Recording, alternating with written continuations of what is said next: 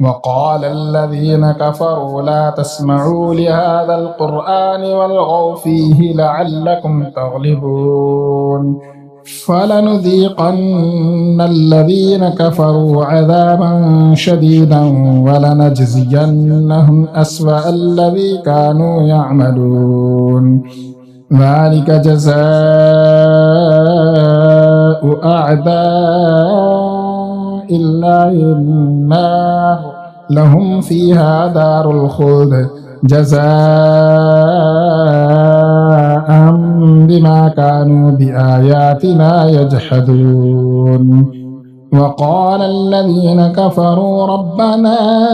أرنا الذين أضلانا من الجن والإنس نجعلهما تحت أقدامنا ليكونا من الأسفلين إن الذين قالوا ربنا الله ثم استقاموا تتنزل عليهم الملائكة